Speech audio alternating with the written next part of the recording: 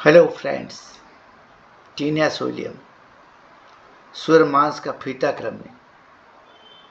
Taenia solium the pork tapeworm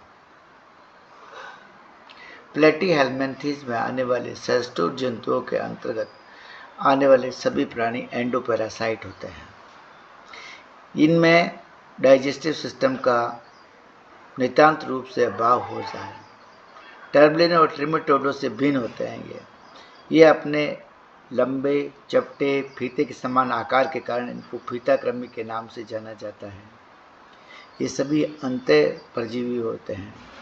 taenia solium के genus मनुष्य और उसके अनेक पालतू जंतुओं में परजीवी जातियों के रूप में पाए जाते हैं।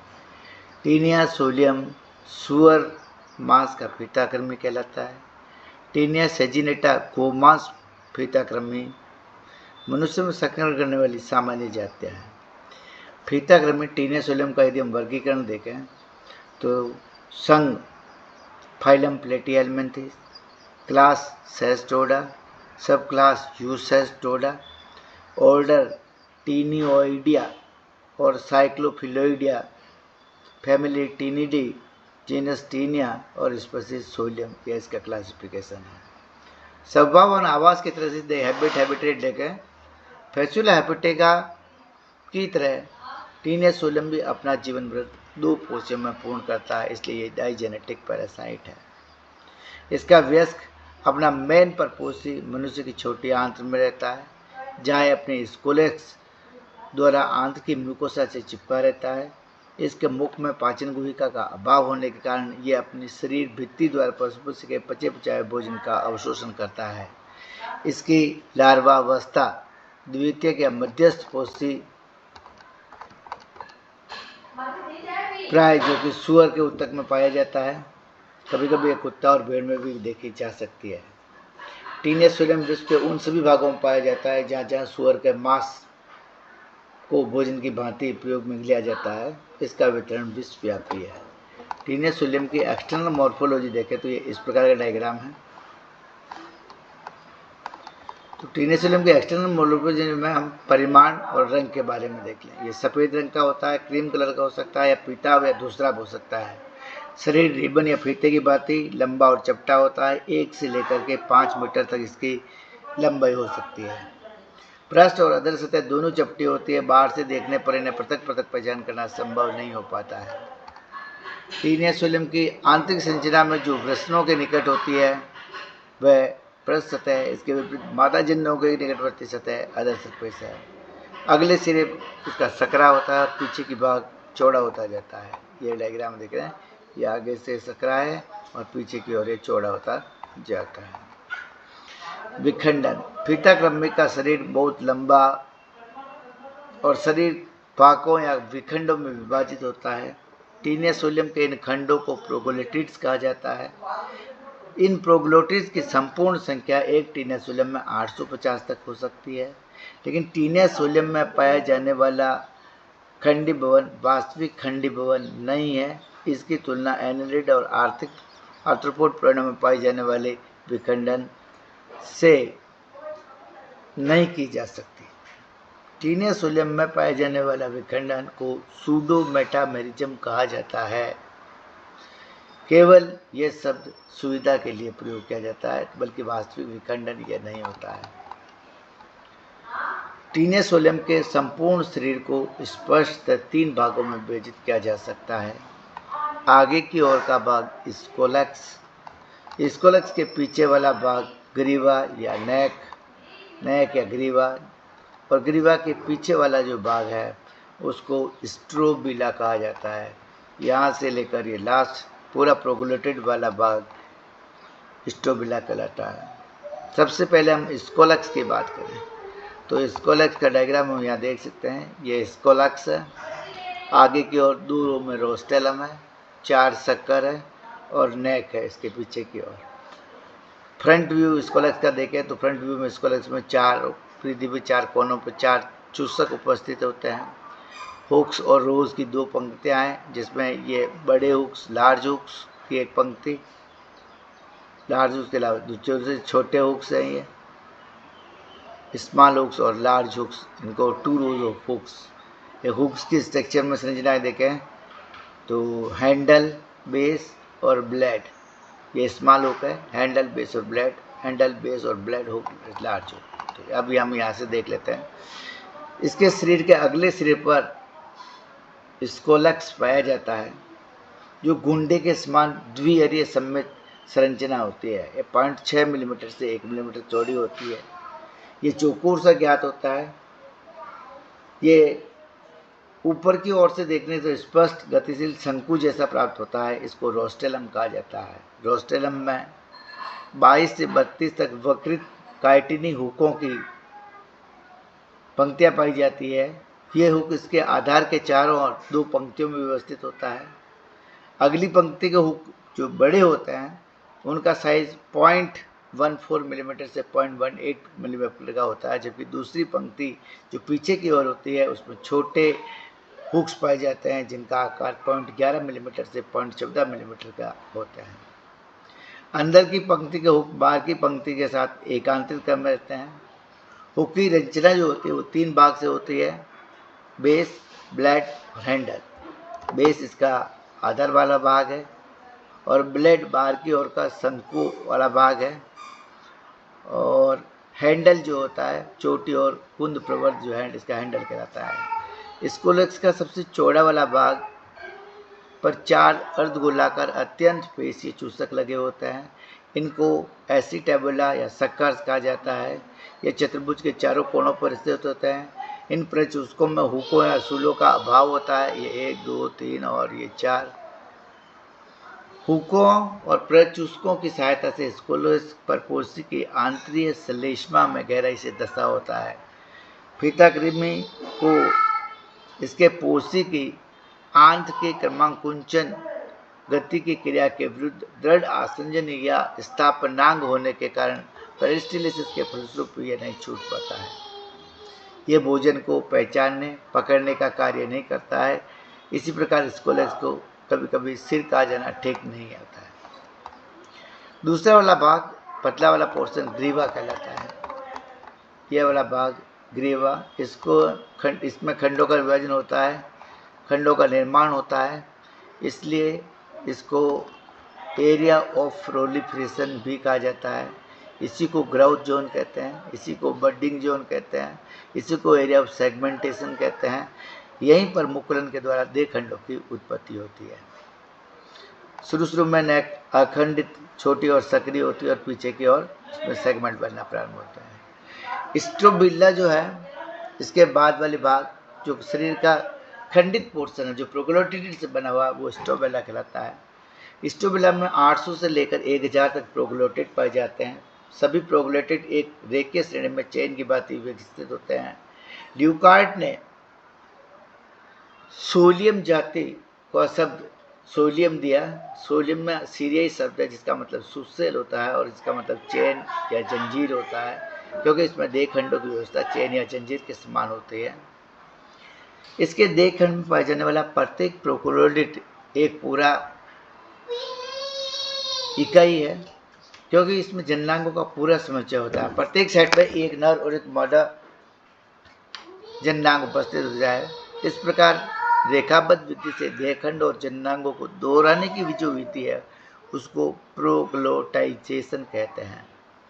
रेखाबद्ध विधि से देहखंडों और जननांगों को दोहराने की विधि को प्रोग्लोटाइजेशन कहते हैं। देवखंड ग्रीवा से मुकुलित होकर पीछे की ओर बढ़ते जाते हैं।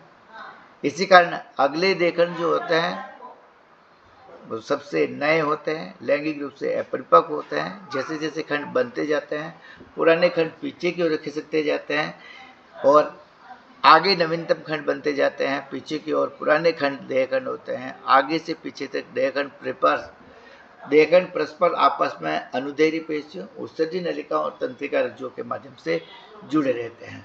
ये रचना संपूर्ण सेल लंबाई में शरीर में आगे से पीछे तक फैली होती है। विकास की भिन्न भिन्न अवस्थाओं में स्ट्रोबिला को आगे से पीछे तक इमेच्योर, मैच्योर और ग्रेविड 3 प्रकार के प्रोग्लोटिडों में डिवाइड करती है। सबसे पहले इमेच्योर प्रोग्लोटिड वे प्रोग्लोटिड होते हैं जिनमें जननांगों का अभाव होता है। ये लैंगिक रूप से अपरिपक्व होते हैं। शुरू के 200 देहखंड जो होते हैं प्रोग्लोटिड, वो इमेच्योर प्रोग्लोटिड होते हैं। देहखंड छोटे होते हैं, लंबाई की अपेक्षा अधिक चौड़े और आयताकार होते हैं परिपक्व। इसके पश्चात परिपक्व देहखंड आ जाते हैं। परिपक्व देहखंडों की संख्या 450 होती है। ये एस्टोबिला का मध्य वाला भाग बनाते हैं। इसके देहखंड बड़े और वर्ग के आकार के होते हैं। प्रारंभिक 100 से 150 देहखंडों में नर जन्नांगी होते हैं और इसके अंतिम 250 देहखंडों में नर और मादा जन्नांग दोनों विकसित हो जाते हैं, इसलिए द्विलिंगी होते हैं।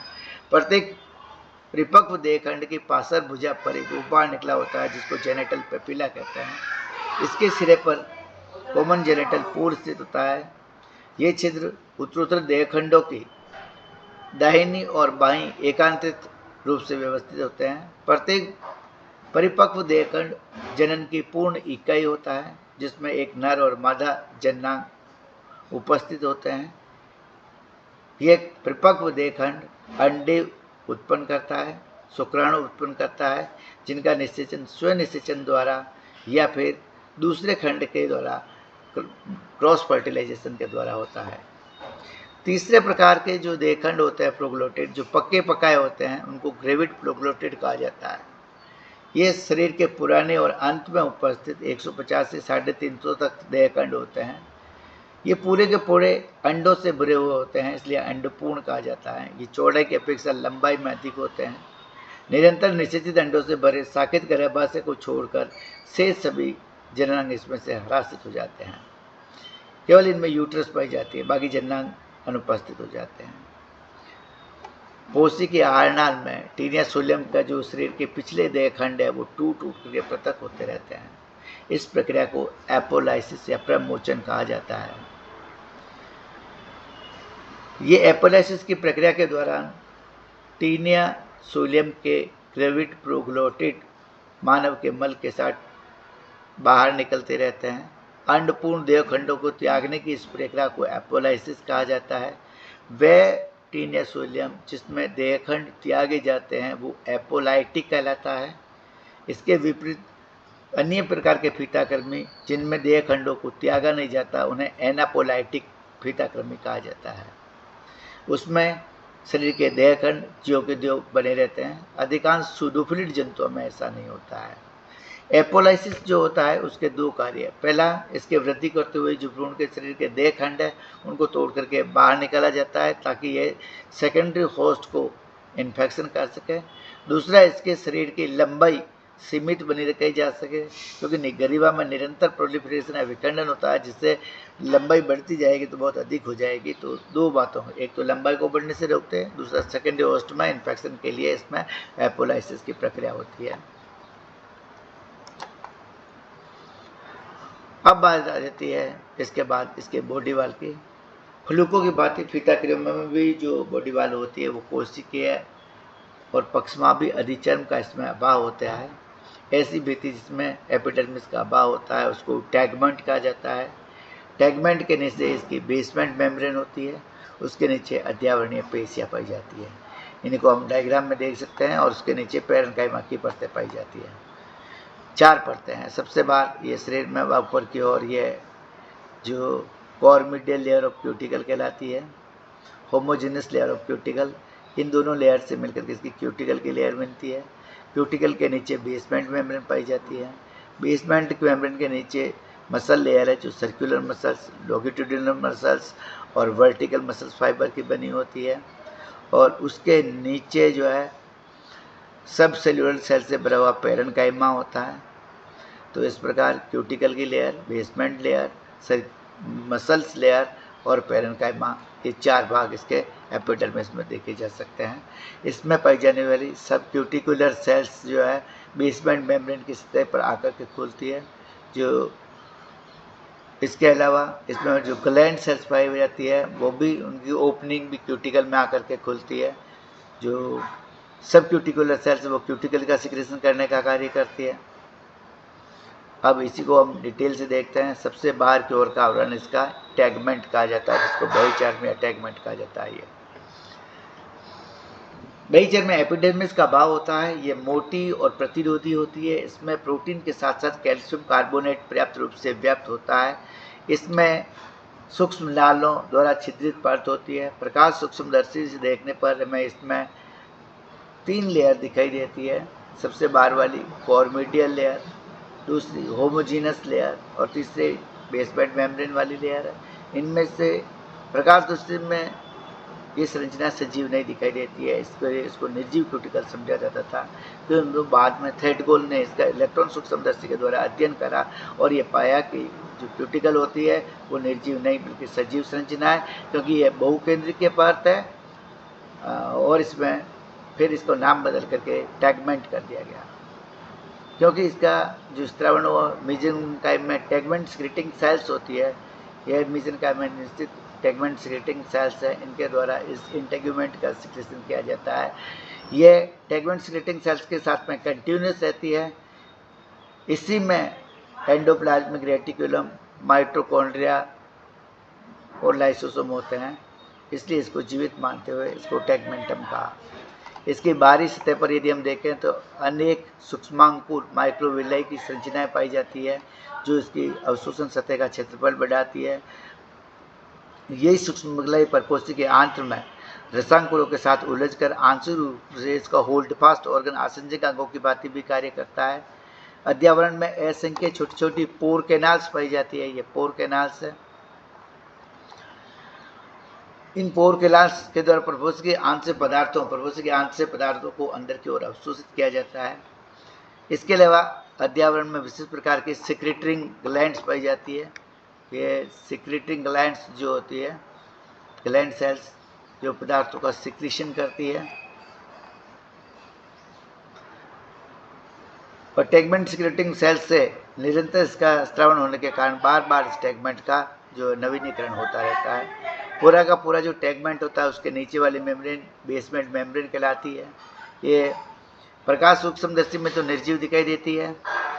ये पतली एसिडोफिलिक लेयर है और इसका बाहरी तट तो स्पष्ट होता है, अंदर का तट अस्पष्ट होता है। इसके नीचे अध्यावरणीय पेरेन्काइमा होता है। पेरेन्काइमा में जो होती है बाहर की ओर मसल्स लेयर्स होती है, जो longitudinal muscles layer, circular muscles layer और वर्टिकल मसल्स फाइट से बनी होती है। उसके नीचे मेसेंकाइमी पेरेन्काइमा पाई जाता है। मेसेंकाइमी पेरेन्काइमा में अनुप्रस्थ, सर्कुलर, वर्टिकल और डोर्सो वेंट्रल फाइबर होते हैं। और उसके नीचे सबसे नीचे की ओर इसमें पेरेन्काइमा पाया जाता है। पेरेन्काइमा में ढीली व्यवस्थित बड़ी बड़ी कोशिकाएं पाई जाती है। इन कोशिकाओं में अंतरावकाश उपस्थित होता है। इसके पाए जाने वाले शरीर के विभिन्न अंगों के प्रति है ये पेरेन्काइमा या मेसेंकाइम पैकिंग पदार्थ की भांति कार्य करती है।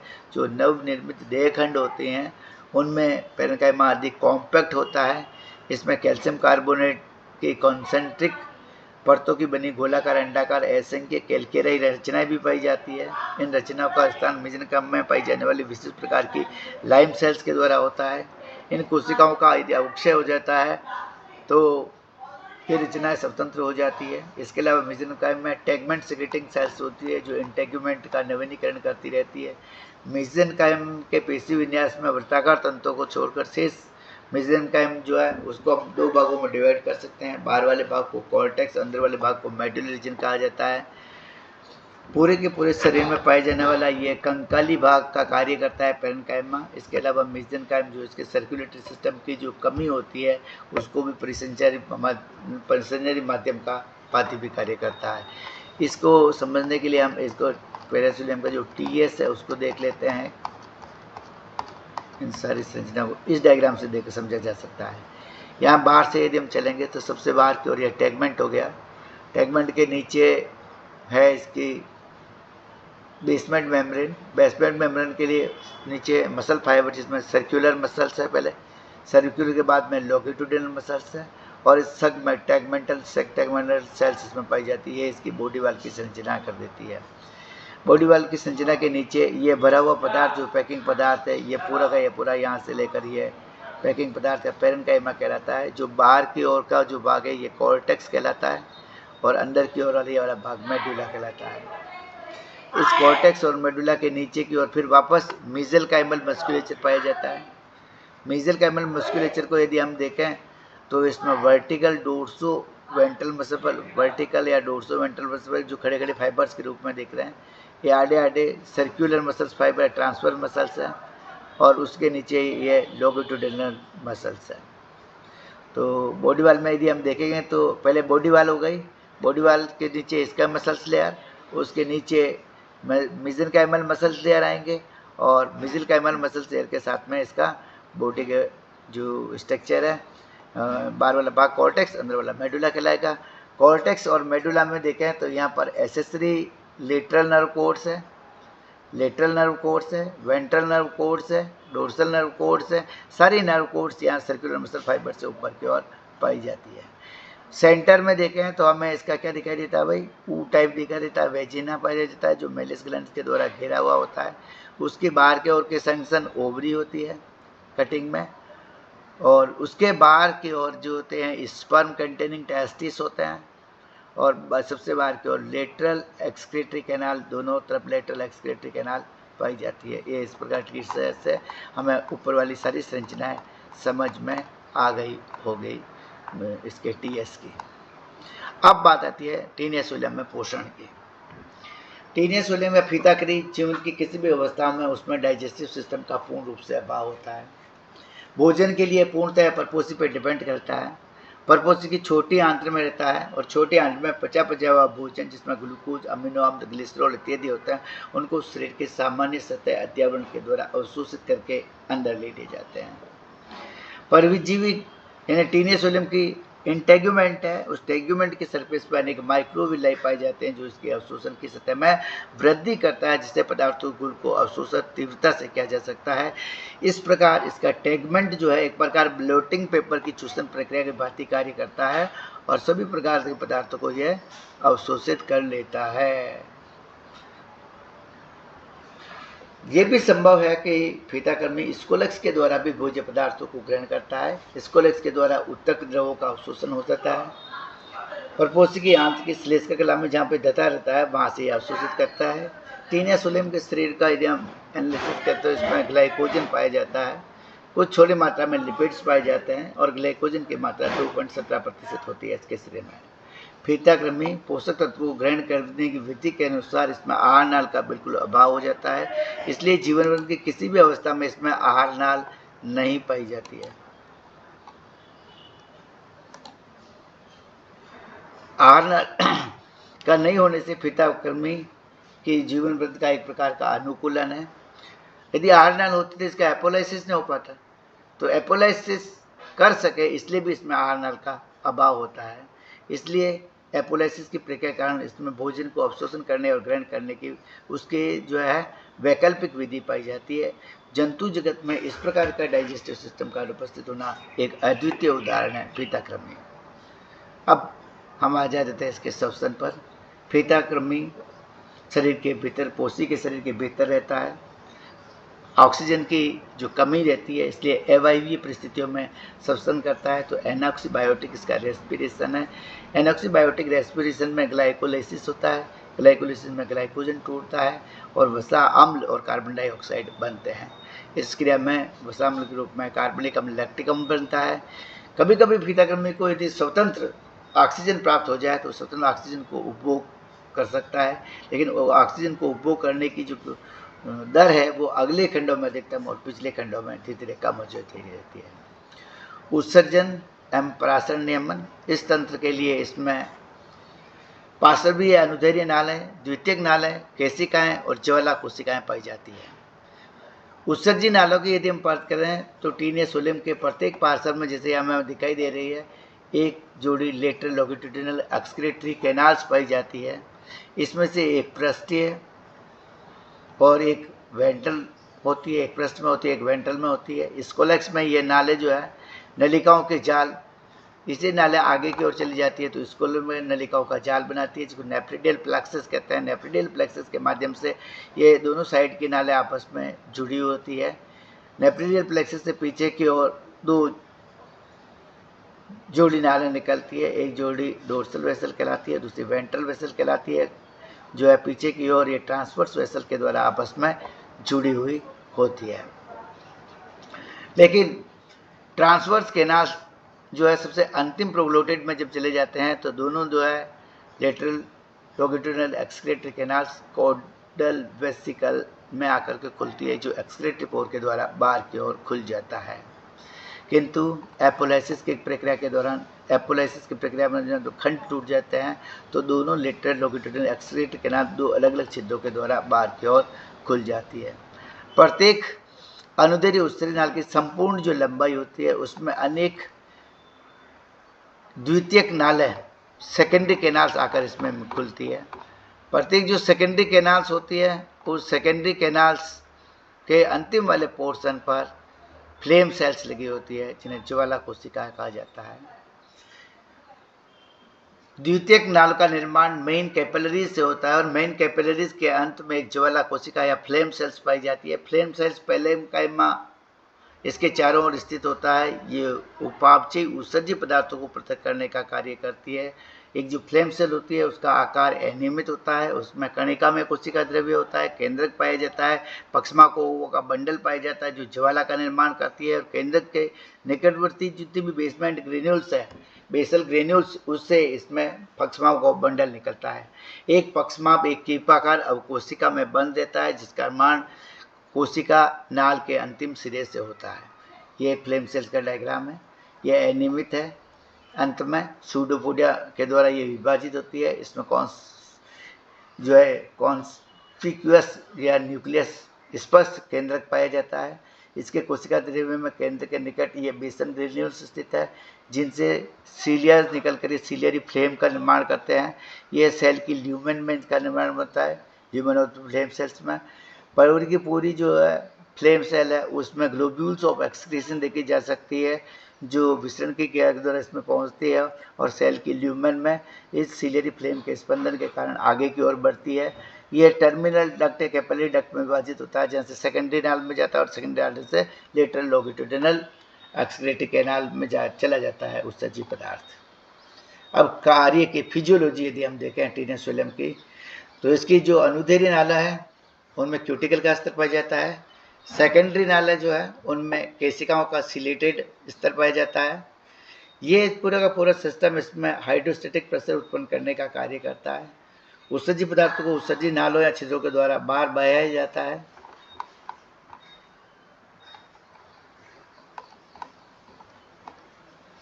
उत्सर्जी उत्पादों को वास्तविक स्वभाव अभी तक ज्ञात नहीं है। इसके अंदर द्रव्यों की मात्रा भी इसी तंत्र के द्वारा नियंत्रित की जाती है, इसलिए इसको ऑस्मो रेगुलेटरी सिस्टम भी कहा जाता है। टीनस फिल्म का नेक्स्ट तंत्रिका तंत्र रहता है। अभी तक ठीक ठीक जांच नहीं हो पाई है टीनस फिल्म के तंत्रिका तंत्र की, किंतु जितनी भी टीनोइड फीताक्रमी है उसमें अभी तक 1900 तक टावर द्वारा मोनिजिया में, 1900 बेकर द्वारा एनोप्लोसिफेला के तंत्रिका तंत्र का अच्छा अध्ययन किया गया है। उन्हीं की उपलब्धियों के आधार पर टीनस फिल्म के फीताकृमि का तंत्रिका तंत्र का वर्णन किया गया है। ऐसा माना जाता है कि टीनस फिल्म के स्कोलक्स, ये टीनस फिल्म का स्कोलक्स जिसमें तंत्रिका तंत्र, मोटी मोटी बात मैं यहाँ से बता देता हूँ। फिर ऐसा माना जाता है कि मोनिजिया के समान इसका स्कोलक्स में इस प्रकार का तंत्रिका तंत्र होगा, जिसमें एक जोड़ी ये सेरेब्रल गैंग्लियन होंगे। ये सेरेब्रल गैंग्लियन डोर्सल कमिश्चर के द्वारा आपस में जुड़े हुए होंगे। इन डोर्सल कमिश्चर के द्वारा ये पूरे का पूरा एक नीचे की ओर जो है इसमें गैंग्लियोनेटेड ट्रांसवर्स कनेक्टिव के द्वारा ये आपस में जुड़े हुए होंगे। ट्रांसवर्स कनेक्टिव से आगे की ओर 4 तंत्रिकाएं निकली हुई होगी और ये डोर्सल कमिश्चर से भी 4 तंत्रिकाएं, इस प्रकार 8 तंत्रिका आगे की ओर निकली हुएगी। ये आगे जाकर के रोस्टल गैंग्लियन बनेगा। रोस्टल गैंग्लियन की पूरी नर्व रिंग इसमें स्थित होएगी। ये डोर्सल गैंग्लियन से और इसकी जो कमिश्चर है उससे पीछे की ओर 6 जोड़ी, डोर्सल से 3 जोड़ी और वेंट्रल वाले से भी 3 जोड़ी जो है नर्व तंत्रिका इसमें निकली होगी, जो मेन लेटरल लॉन्गिट्यूडिनल नर्व्स का निर्माण करेगी। मेन लेटरल लॉन्गिट्यूडिनल नर्व को डोर्सल नर्व और वेंट्रल नर्व ये 4 प्रत्येक जोड़ी में होती है, तो 3-3 दोनों तरफ 6 जो है जोड़ी तंत्रिकाओं का निर्माण इसमें प्रत्येक खंड में एक तंत्रिका ट्रांसवर्स कनेक्टिव के द्वारा जुड़ी होती है। इस बात को हम बुक से वेरीफाई कर लेते हैं कि टीनस फिल्म के तंत्रिका तंत्र में स्कोलक्स में एक जोड़ी सेरेब्रल गैंग्लियन पाए जाते हैं, जो आपस में डोर्सल कमिसर के माध्यम से जुड़े होते हैं। एक जोड़ी इसमें डोर्सल और एक जोड़ी वेंट्रल कमिसर्स होती हैं। ये आगे चल करके इसको में रिग कमिसर के द्वारा जुड़ी हुई है। एक मोटे इसमें क्रॉस कमिसर निकलता है जो ट्रांसवर्स कमिसर से जुड़ी होती है। इस प्रकार मस्तिष्क में बनी हुई ये गैंग्लियन और कमिसर्स का तंत्र जो होता है ब्रेन कॉम्प्लेक्स कहलाता है। ब्रेन कॉम्प्लेक्स में आगे की ओर 8 तंत्रिका निकलती है, 4 रिंग कमिसर से निकलती है और ट्रांसवर्स कमिसर से निकलती है। यह तंत्रिकाएं आगे चल करके नर्व रिंग या रोस्टेलर रिंग में समाप्त होती रहती है। स्कोलेक्स में इससे निकली हुई अनेक तंत्रिका तंतु पाए जाते हैं। ये तंत्रिका तंतु चूसक में पाए जाते हैं आगे की ओर। और मस्तिष्क कॉम्प्लेक्स में 3 जोड़ी जो है लेटरल लॉन्गिट्यूडिनल नर्व कोर्स पीछे की ओर निकलती है जो स्ट्यूबुला में फैलकर एक जोड़ी लेटरल नर्व कोर्स का निर्माण करती है, एक जोड़ी डोर्सल नर्व कोर्स बनाती है और एक जोड़ी वेंट्रल नर्व कोर्स बनाती है। प्रत्येक देहखंड में इन 6 तंत्रिका तंतु जो है अनुप्रस्थ उत्सर्जी नाल के पीछे की ओर एक रिंग कॉम्बिसर्स या ट्रांसवर्स कनेक्टिव के द्वारा आपस में जुड़ी होती है। टीनियस सोलियम के फीताक्रमियों का मोनिंजिया के तंत्रिका तंत्र के समान लक्षण विस्तृत रूप से भिन्न होता है। मोनिंजिया में मिलने वाले 3 जोड़ी या 6 तंत्रिका रज्जु के स्थान पर इसमें तंत्रिका रज्जुओं की संख्या 10 होती है। ये स्टोबिला में फैले होते हैं और इसके अतिरिक्त 4 अतिरिक्त तंत्रिका तंतु जो होते हैं वो एसेसरी नर्व कोड कहलाते हैं जो कि टीनियस सोलियम में पाए जाते हैं। अब बात आती है हम इसके जनन तंत्र की। टीनियस सोलियम में संवेदनशील तंत्र का या विशेष प्रकार के ग्राह्य अंगों का इसमें बिल्कुल अभाव होता है। केवल इसके लिए नर्व एंडिंग सी पाई जाती है। जनन तंत्र टीनिया से मिलते जुलता जीनस होता है डाइकोसिस्टम। इसके अलावा फीताक्रमी जो होता है वो हर्मेफ्रोडाइट होता है। प्रत्येक परिपक्व देह खंड में एक नर और एक मादा जननांगों का पूर्ण समुच्चय उपस्थित होता है। यह जननांग मीजेनकाई में स्थित होता है। मीजेनकाई में ये जननांग दसे हुए होते हैं। नर जननांगों का निर्माण मादा जननांगों की अपेक्षा पहले हो जाता है, इसलिए इस कंडीशन को पूर्वी या प्रोटोएंडस कंडीशन कहा जाता है। स्ट्यूबुला के परिपक्व प्रदेश में 450 देह खंडों में से पहले 100 से 150 खंड जो होते हैं उनमें केवल नर जननांग होते हैं, जबकि पिछले जो 350 खंड है उन 350 खंडों में परिपक्व नर और मादा जननांग उपस्थित होते हैं। इसके शरीर के अंतिम जो खंड है उन अंतिम खंडों को ग्रेविड प्रोग्लूटेड कहा जाता है, जिसमें केवल गर्भाशय पाया जाता है और जननांग जो है वो पूरे के पूरे समाप्त हो जाते हैं। इस प्रकार के प्रोग्लूटेड को ग्रेविड प्रोग्लूटेड कहा जाता है। मेल रिप्रोडक्टिव सिस्टम की बात करें तो मेल रिप्रोडक्टिव सिस्टम का निर्माण जो होता है में असंख्य छोटे छोटे गोलाकार टेस्टिस होता है जो इसके ऊपरी सतह पर मिजनकार में बिखरे होते हैं। कुछ वैज्ञानिकों के अनुसार ये गोलाकार रचनाएं असंख्य प्रश्न होकर प्रश्न के ही उपविभाजित भाग है। प्रश्न के इन उपविभाजित भागों से एक छोटी छोटी बारीक महीन नली निकलती है जो वासा इफ्रेंसिया या वासा इफ्रेंस कहलाती है। ये प्राय सभी निकटवर्ती प्रश्नों से निकलती हुई वाहिकाएं आपस में जुड़कर शुक्र वाहिका या देहखंड के मध्य भाग में परस्पर मिलकर के एक वास डेफरेंस में निर्माण होती है। वासा डेफरेंस जो होती है एक मोटी सम्मिलित कॉन्वोल्यूटेड ट्यूब होती है जो देहखंड के पार्श्व तट पर बढ़कर ये उस देहखंड के समकोण पर व्यवस्थित होती है। इसके अंतिम सिरे पर सीरस पाया जाता है। सीरस मैथुनांग के भांति कार्य करता है। सीरस सित में बंद रहता है और शुक्राशय का इसमें अभाव होता है। इन्हीं संरचना को देखें तो ये छोटी छोटी ग्लोब्यूलर जो संरचना है ये टेस्टिस और टेस्टिस का उपविभाजित भाग है जो बारीक महीन नलिकाओं के जुड़ा रहता है। इन बारीक महीन नलिकाओं को वासा इफ्रेंस कहा जाता है, वासा इफ्रेंसिया, और ये वासा इफ्रेंसिया इनको कहा जाता है। सभी वासा इफ्रेंसिया आपस में जब मिल जाती है तो ये वासा डेफरेंस का निर्माण करते हैं।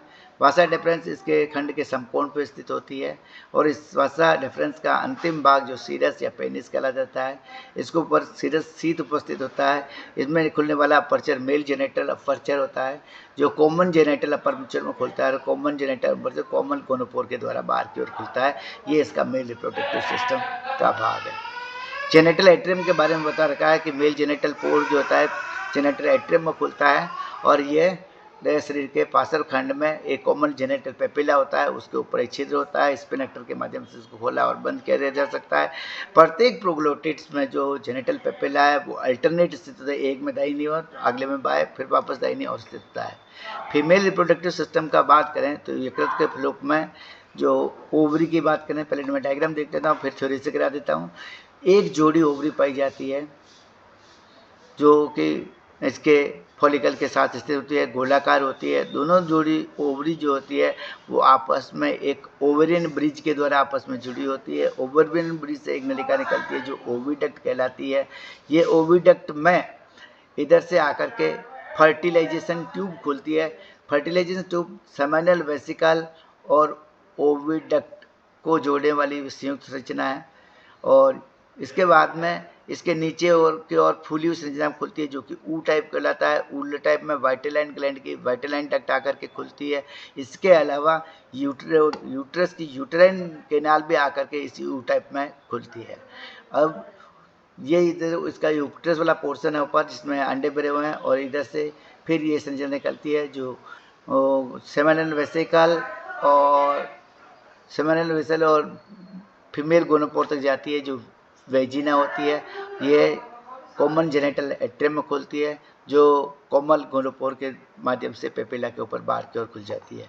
अब इसको याद देखें तो इसमें अंडा से पाया जाता है, अंडा से द्विपालित होता है, अंडा से अनेक लोब पाए जाते हैं, कुछ लोग इसे पूर्ण अंडा से संभलते हैं। एक पृष्ठ अधरीय चपटी और अधरीय व्यवस्थित कितने ही जो है जर्मिनल कोर्स फॉलिकल इस अंडाशय में देखे जा सकते हैं। इसकी दाहिनी और बाईं दोनों पालियां जो होती है आपस में एक सेतु के द्वारा जुड़ी होती है जिसे ओवेरियन इस्थमस कहा जाता है। ओवेरियन इस्थमस के बाद जो है ओवेरियन इस्थमस से निकलने वाली जो वाहिनी वो ओविडक्ट कहलाती है। ओविडक्ट जो पीछे की ओर चलती है तो इसमें क्या वेजिना आकर के जुड़ जाती है। ओविडक्ट में वेजिना जुड़ जाती है और ओविडक्ट के जो वेजिना का फूला हुआ भाग है वहाँ पर एक ऊ टाइप का निर्माण होता है। ऊ टाइप जो होता है वो एक छोटा गोलीय प्रकोष्ठ होता है।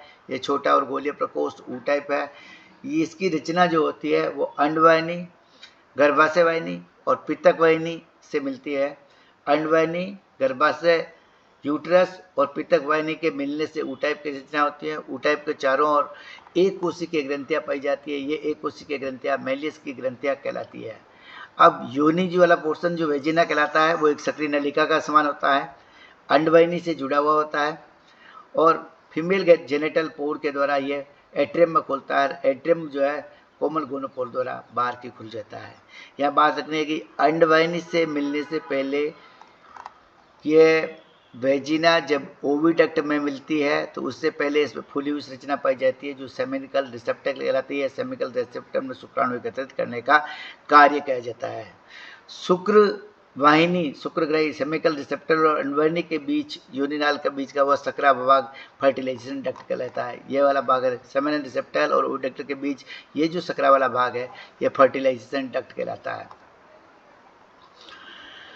पीताक्रमी की योनि संभवतः फ्लूक्स की लोअर कलर के समान ही कार्य करती है। अब वाइटेलाइन ग्लैंड, तो ये जो ऊ टाइप है ये ऊ टाइप के नीचे की ओर ये वाइटेलाइन ग्लैंड पाई जाती है जो वाइटेलाइन डक्ट के माध्यम से ऊ टाइप में आकर के खुलती है। इसके बारे में यदि बात करें तो वाइटेलाइन ग्लैंड जो होती है वो विटेलिरियम भी कहलाती है। यह अंडाकार ग्रंथि होती है, एक बड़ी लूप वाली ग्रंथि होती है। इस ग्रंथि से पीतक वाहिनी निकलती है जो ऊ टाइप में आकर खुलती है। पीतक की ग्रंथि की रचना में असंख्य फॉलिकल्स पाए जाते हैं जो पीतल कोशिकाओं का स्रावित करने का कार्य करते हैं। इसी के साथ अब आ जाती है यूट्रस की। ऊ टाइप से ही एक बेलनाकार संरचना यूट्रस निकलती है। ये ऊ टाइप वाला पोर्शन यहाँ से निकली ये यूट्राइन कैनाल और यूट्राइन कैनाल मिलकर के ये वाला पोर्शन यूट्रस बनाती है जिसमें इनकैप्सुलेटेड फर्टिलाइज जो कैप्सूल्स भरे हुए होते हैं। देह खंड के अगले भाग तक फैला हुआ होता है। प्रारंभिक भाग में छोटा होता है नली के समान, इसको यूट्राइन डक्ट कहते हैं। और दूसरा वाला जो भाग होता है जो फूला हुआ होता है उसको यूट्राइन एक्सपेंशन। तो यूट्रस दो भागों यूट्राइन कैनाल यानी यूट्राइन डक्ट और यूट्राइन एक्सपेंशन से मिलकर के बना होता है। यूट्राइन एक्सपेंशन जो होता है जब ग्रेविड प्रोग्लोटेड हो जाता है तो ये यूट्रस बढ़ करके बड़ा हो जाता है जिसमें 7 से 13 तक पार्श्व शाखा बन जाती है। और इस प्रकार का जो गर्भाशय होता है जिसमें पूरे के पूरे भाग में फैल करके यूट्रस अंडों से भरी हुई पाई जाती है और इसका जो है जेनेटेलिया जो है वो हरासित हो जाते हैं। तो जब यूट्रस से पूरा का पूरा प्रोग्लोटेड भर जाता है तो इस प्रोग्लोटेड को ग्रेविड प्रोग्लोटिड कहा जाता है, जिस गर्भाशय में 7 से 13 भुजा एनकैप्सुलेटेड एग से भरा हुआ यूट्रस ही देखा जा सकता है। अब बात आती है इसके जीवन वृद्धि की या परिवर्तन की। सबसे पहले बात करेंगे कॉपुलेशन की। ये कॉपुलेशन और फर्टिलाइजेशन जो फीताक्रमी होता है वो डाइजेनेटिक होता है, 2 कोशियों में अपना जीवन पूर्ण करता है, जीवन वृद्धि सरल होता है, मुक्त लार्वावस्था का इसमें अभाव होता है। ये परपोषी में केवल फीताक्रमी के होने पर क्रॉस फर्टिलाइजेशन की संभावना कम ही होती है। कॉपुलेशन की क्रिया में क्रॉस फर्टिलाइजेशन होता है। मैथुन क्रिया में एक देहखंड उसी के दूसरे देहखंड के संपर्क में आ जाता है, तो एक देहखंड का सिरस निकलकर दूसरे देहखंड की योनि में प्रवेश कर जाता है, जहाँ पर शुक्राणु को विसर्जित कर देता है। इस प्रकार प्रवेश उसी समय संभव हो जाता है जबकि स्टोबिलास्ट में मुड़ा हुआ हो। 2 परिपक्व देहखंडों के द्वारा सम्मिलित गोनोपोर परस्पर संपर्क कर जाते हैं। इसके अतिरिक्त अगले परिपक्व देहखंड जिसमें मादाओं का अभाव होता है, पिछले परिपक्व देहखंडों में मैथुन कर सकते हैं। अगले परिपक्व खंडों में मेल जेनेटल ऑर्गन है, फिर पिछले वालों में फीमेल जेनेटल ऑर्गन, मेल दोनों है, तो फीमेल जेनेटल अगले खंडों का जो मेल जेनेटल ऑर्गन्स है वो पिछले के फीमेल जेनेटल ऑर्गन्स के संपर्क में आकर के उनको निश्चित कर देता है। 2 भिन्न देह खंडों में कॉपुलेशन होता है, तो कभी कभी इसे क्रॉस फर्टिलाइजेशन कहा जाता है। एक ही देहखंड के युग्मों से निषेचन होता है तो उसको सेल्फ फर्टिलाइजेशन कहा जाता है। वेजाइना में आने वाले जितने भी स्पर्मेटो जो है सेमिनल रिसेप्टेकल में एकत्रित किए जाते हैं और अंडाणु से निकलना, जब तक ये अंडाणु से निकलना आरंभ नहीं होता है, जब भी अंडाणु से निकलते हैं तो फर्टिलाइजेशन डक्ट में जाकर के इसका निषेचन हो जाता है, जहाँ पर जाइगोट बन जाते हैं। जाइगोट के बनने के पश्चात ये U टाइप में जाते हैं। जाइगोट बन जाने के पश्चात इसका क्या है, कैप्सूल फॉर्मेशन का कार्य है। युग्मनज में U टाइप पाया जाता है। U टाइप में पितक ग्रंथि पितक डक्ट के माध्यम से खोलता है, जिसमें वाइटेलाइन सेल्स होती है, युग्मनज के साथ जुड़ जाती है। ये फिर जो एक पतले सेल का निर्माण करती है जिसको कोरियोनिक मेम्ब्रेन में ये बंद हो जाते हैं। पितक कोशिका के द्वारा स्रावित पदार्थ से निर्मित होता है ये सेल इसका। इस प्रकार बना हुआ जो अंडो है जाइगोट और कोरियोनिक मेम्ब्रेन वाला वो कैप्सूल कहलाता है। ये कैप्सूल गर्भाशय में पहुंच जाता है, जहाँ पर इसका आगे की ओर का परिवर्तन होता है। इसमें वाइटेलाइन ग्लैंड्स भी, वाइटेलाइन सेल्स पीतक कोशिकाएं भी स्थित होती है। संपोटरों में जब पहुंचता है इससे पहले पीतक के चारों ओर उपस्थित मेलियस की ग्रंथियों का स्ताव इसके ऊपर लग जाता है, जिससे चिकना बन जाता है। और जैसे जैसे गर्भाशय में संपोट आते हैं वैसे वैसे ठीक से इसको समायोजित कर दिया जाता है और इसमें से अनेक पासर शाखाएं गर्भाशय में से बनती रहती है और सारे के सारे अंडे इसमें भर दिए जाते हैं। अब बात आती है इसमें इसके लार्वावस्था, जिसे गोलांकुश या ओंकोस्फीयर कहते हैं, उनका निर्माण किया गया।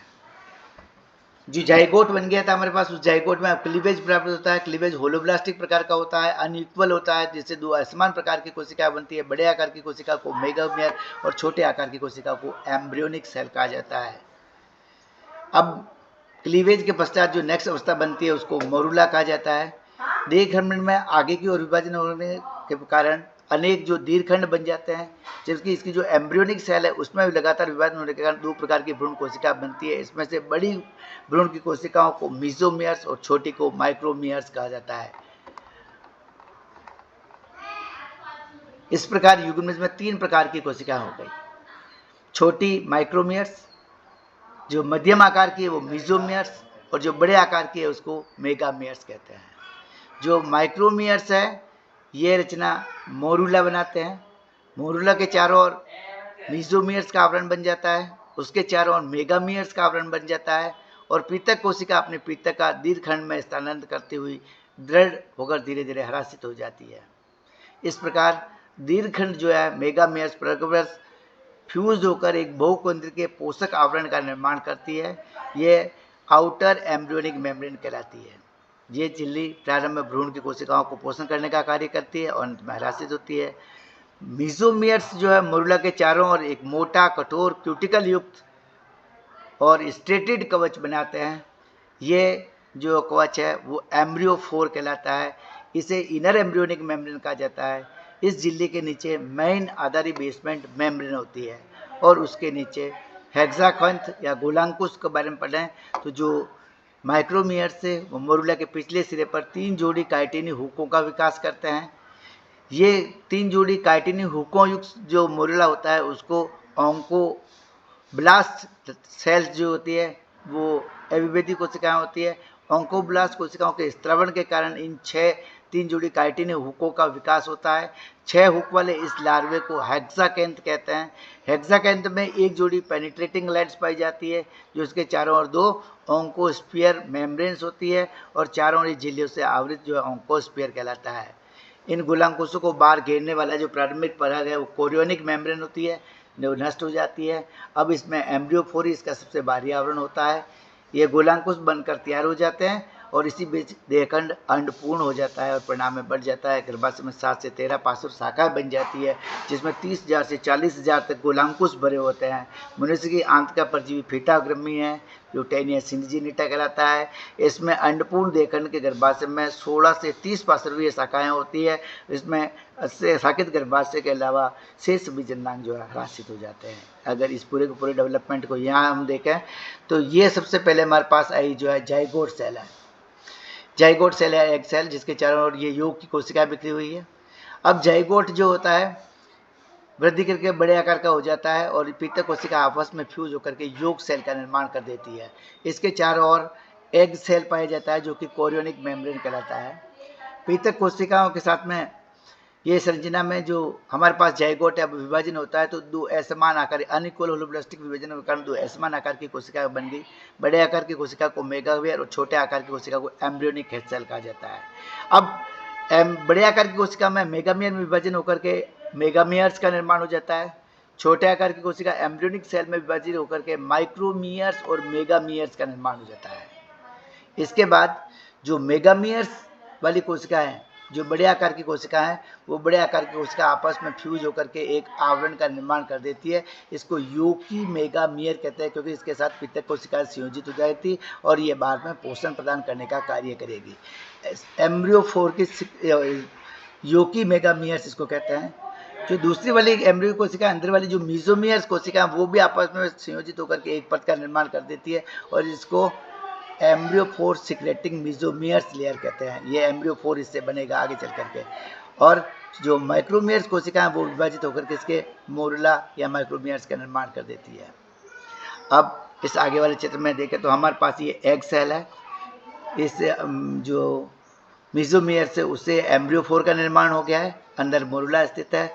अब इस मोरुला में जो ऑन्कोब्लास्ट सेल्स है वो ऑन्कोब्लास्ट सेल्स जो होती है ये ऑन्कोब्लास्ट सेल्स जो होती है और इन हुक्स का स्त्रावण करती है और इन हुकों की संख्या काइटिनस हुक है। इन हुकों की संख्या 6 होने के कारण इसको हेक्साकेंथ कहा जाता है। हेक्साकेंथ के बाहर आवरण देखें तो कोरियोनिक मेम्ब्रेन एग सेल और कोरियोनिक मेम्ब्रेन, उसके नीचे एम्ब्रियोफोर और एम्ब्रियोफोर के नीचे की ओर ये अंदर की ओर हेक्साकेंथ जो कि ओंकोस्फीयर मेम्ब्रेन से घिरा हुआ होता है। अब इसके आगे चल करके ये सारी लेयर समाप्त हो जाती है। ऊपर केवल एक ये एम्ब्रियोफोर रहती है और अंदर जो है हेक्साकेंथ की ओंकोस्फीयर मेम्ब्रेन रहती है। इसके पश्चात ये जो है ऊपर की मेम्ब्रेन जब घुल जाती है तो ये 6 हुक्स वाला लार्वा बन जाता है। ये हेक्साकेंथ कहलाता है। हेक्साकेंथ में एक डिप्रेशन बनने लगता है इन्वेजिनेशन और इस डिप्रेशन में फिर इसका स्कोलेक्स निर्माण होना चालू होता है। इसको प्रोस्कोलेक्स कहते हैं। प्रोस्कोलर में रोस्टेलर हुक्स और चारों ओर सक्कर्स बनते रहते हैं। ये उल्टा होता है और इसके ऊपर एक ब्लैडर बना होता है इसलिए ब्लैडर की वाल होती है। इसको ब्लैडर वॉर्म कहा जाता है। बाद में ये प्रोस्कोलेक्स सीधा होकर के स्कोलेक्स का निर्माण करता है और स्कोलेक्स के बाद चूसक हुक नेट्रम और नीचे की ओर एक बड़ा ब्लैडर होता है तो ब्लैडर वॉर्म लार्वा को कहा जाता है। और इसके गर्दन में विभाजन होने के कारण स्टोबिलाइजेशन होने के कारण स्टोबिला का निर्माण हो जाता है। इस प्रकार टीनिया सोइलम का आगे वाला पोर्शन स्कोलेक्स कहलाता है जिसमें रोस्टेलर हुक्स और सक्कर है। फिर स्टोबिलाइजेशन का पोर्शन जिससे ग्रीवा की सेल्स का निर्माण होता है। नीचे की ओर ब्लैडर होता है और टीनिया सोइलम का इस प्रकार का परिवर्तन प्रारंभ हो जाता है। तो यहाँ हमने छोड़ दिया था कि जब ओंकोस्फीयर बन गया, हेक्साकेंथ बन गया तो हेक्साकेंथ का जो है आगे का डेवलपमेंट सेकेंडरी पोस्टी या सुअर में होता है। स्टोबिला के पास पोर्शन जो है टूट करके एपोलाइसिस होने के कारण 4-4, 5-5 के समूह में ये ह्यूमन की विस्टा के साथ में बाहर आ जाते हैं और बाहर जो है देहखंड जो होती है उस देहखंड से के फट जाने पर इसके चारों हजारों गोलांकुश फ्री हो जाते हैं। ये सेकेंडरी होस्ट जब खा लेता है इनको तो उसमें इसका संक्रमण करते हैं। ह्यूमन की विस्टा के साथ को खाने वाला सुअर जो है सामान्य सेकेंडरी होस्ट होता है। इसके अलावा कुत्ता, बंदर, भेड़ भी हो सकते हैं। इन गोलांकों से युक्त अर्ध पके या बिना पके या साफ किए हुए कच्ची सब्जियों को खा लेता है तो भी सेकेंडरी होस्ट में इसका इन्फेक्शन हो जाता है। मनुष्य में ऑटो इन्फेक्शन भी होता है। जब कभी भी प्राथमिक प्रपोसी मनुष्य के आंत में विपरीत क्रमांकोचन गति के कारण फीताक्रम के जो ग्रेविड प्रोग्लोटिड्स है वो आमाशय में आ जाते हैं तो उनसे निकलने वाले गुलांकों से ये संक्रमण हो जा सकता है। ये इंपॉर्टेंट बात है, ये याद रखनी है ऑटो इन्फेक्शन की। सेकेंडरी होस्ट के अंदर क्या माइग्रेशन होता है उसके बारे में देखें तो सेकेंडरी होस्ट इसका सुअर या पिग है। उसके आमाशय में जब पहुंच जाता है तो आमाशय की जठर की प्रक्रिया के कारण जो है एम्ब्रियोफोर वाली लेयर और बेसमेंट मेम्ब्रेन नष्ट हो जाती है और उसमें से हेक्साकैंथ भ्रूण जो है इंटेस्टाइन में रिलीज हो जाते हैं छोटी आंत्र में, क्षुद्रांत्र में। और क्षुद्रांत्र के सारी रस की क्रिया के द्वारा इसकी जो है दोनों हेक्साकैंथ झिल्लियां भी नष्ट हो जाती है और पित्तक लवणों की उपस्थिति के कारण ये हेक्साकैंथ सक्रिय हो जाता है और आंत्र की उपला को भेद कर अंदर अधोश्लेष्मी रुधिर वाहिनियों या लसिका वाहिनियों में चला जाता है। वहाँ पर यह सारा कार्य 6 हुकों के द्वारा भेद कर संयुक्त ग्रंथियों में पहुँच जाता है। हेक्साकैंथ की आंत की भित्ति में रोके रखने का कार्य ये इसके हुक्स करते हैं। पेनिट्रेशन ग्लैंड के माध्यम से आंत के ऊतकों को खोल देता है। 10 मिनट के में ये इस क्रिया को पूर्ण कर लेता है। हुक्स का और कोई कार्य नहीं रहता, बाद में ये हुक्स गिर जाते हैं। ये फिर सब म्यूकोसा का जो लेयर है रुधिर वाहिनियों की, वहाँ से हेक्साकैंथ जो हेपेटिक पोर्टल सिस्टम से होता हुआ लीवर में चला जाता है। वहाँ से पहुँचकर ध्वनि तंत्र में प्रवेश कर जाता है जहाँ से जीवा, कंधे, गर्दन, हृदय इत्यादि में स्ट्रिप्ड जो पेशियां हैं वॉलंटरी मसल्स में स्थापित हो जाता है और ये नए आगे वाले लार्वा ब्लैडर वॉल में परिवर्तित हो जाता है जो सिस्टिस सर्कस में परिवर्तित होता है। हेक्साकैंथ का परिवर्तन जो होता है फुफ्फुस, यकृत, वृक्क या मस्तिष्क में भी हो जाता है। कभी कभी पेशीविहीन आवश्यक अंगों नेत्र, मस्तिष्क, यकृत में भी सिस्टिस सर्कस का निर्माण हो जाता है। सिस्टिस सर्कस या ब्लैडर वॉल के निर्माण की बात करें तो हेक्साकैंथ की जो प्रपोसी होता है उसके ऊतकों में पोषक द्रव्य का अवशोषण करता हुआ ये परिणाम में बढ़ जाता है। 18 मिलीमीटर व्यास का हो जाता है। इसके मध्यवर्ती भाग की कोशिकाएं खंडित हो जाती है, एक कारण एक केंद्रीय गुहिका दिखाई देने लगती है। गुहिका पूरी बड़ी हो जाती है और तरल पदार्थ से भर जाती है। इसमें रुधिर का प्लाज्मा भरा होता है। ये एक ब्लैडर की भांति प्रतीत होता है, इसलिए इसको ब्लैडर वॉर्म कहा जाता है। इसके बाहर की बहुकेंद्रीय जीवद्रव्य की मोटी परत होती है जिसे क्यूटिकल की परत कहा जाता है।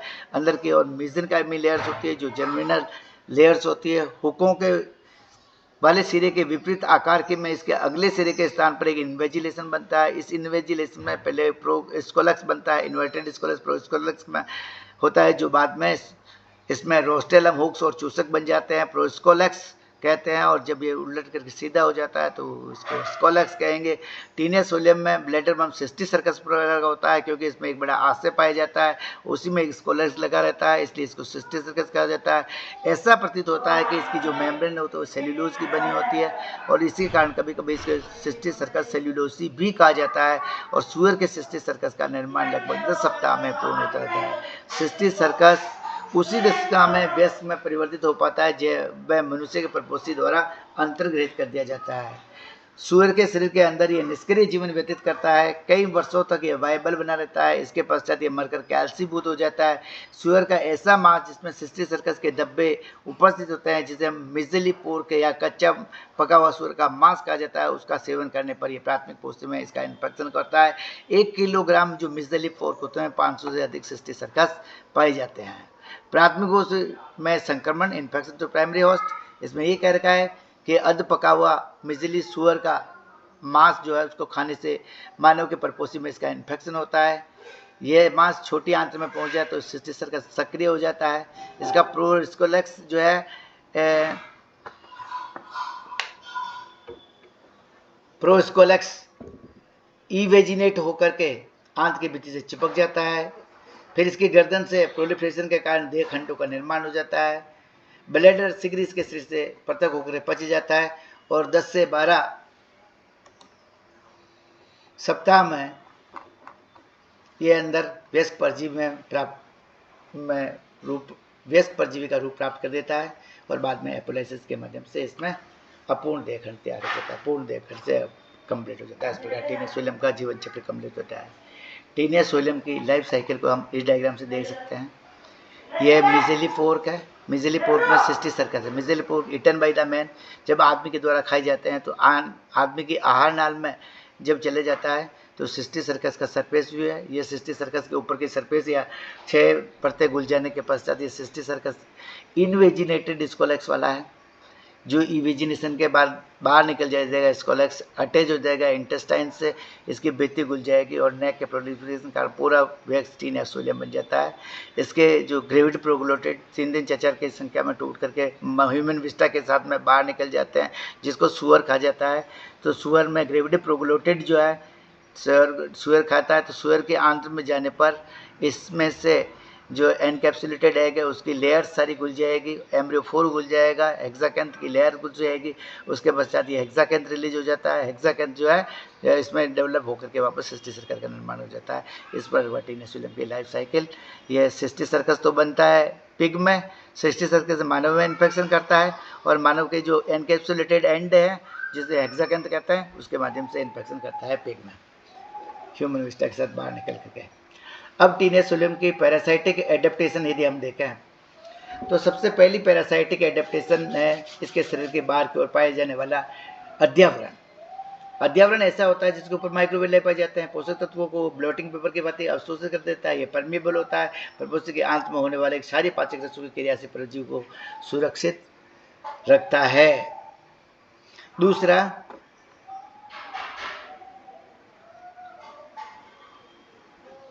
आंतरिक प्राशन। शरीर के चारों ओर जितना भी आंतरिक प्राशन होता है उत्तक द्रव के दाब की अपेक्षा अधिक होता है, तो पीएच को सहन करने की क्षमता इसकी 4 से 11 होती है। इसके वयस्क लार्वा अवस्था में सीलिया या प्रचलन अंग नहीं होता है, प्रचलन अंगों का भाव होता है। सीडेंट लाइगेटेड करता है, स्कोलेक्स के माध्यम से इंटेस्टाइन में चिपका रहता है और चिपके रहने के लिए इसमें चूसक और कंटक पाए जाते हैं जो कि इसके स्कोलॉक्स में उपस्थित होते हैं। परपोषी की आंत्र की क्षुद्रांत की उपकला में दृढ़ता से चिपकाए रखता है। इसके अलावा इसका अटैचमेंट पर वजन माइक्रोविलाई के माध्यम से इंटेस्टाइन के माइक्रोविलाई के साथ चिपक करके ये मजबूत पकड़ बनाता है, जिससे ये शरीर से बाहर नहीं आ पाता है। ये मैं बाद में इसको डायग्राम से दिखा दूंगा आपको। और आंतरिक परजीवी होने के कारण इसी सतह पर पोषक तत्वों का विलयन जो है सीधे के सीधा अवशोषण करता है। भोजन प्रणाली का नितांत अभाव होता है। इसके अध्यावरण में अनेक माइक्रोविलाइज पाए जाते हैं जो उसके एब्सॉर्प्टिव सर्विस को इंक्रीज करते हैं। सर्कुलेटरी, रेस्पिरेटरी और सेंसरी ऑर्गन्स जो एंडोपैरासाइटिक लाइफ साइकिल होने के कारण इसमें अनुपस्थित रहते हैं। तंत्रिका तंत्र बहुत कम विकसित होता है। फ्री ऑक्सीजन उपलब्ध नहीं होने के कारण एनॉक्सीबायोटिक रेस्पिरेशन होता है। प्रजनन तंत्र अत्यधिक विकसित होता है क्योंकि ये पैरासाइट है।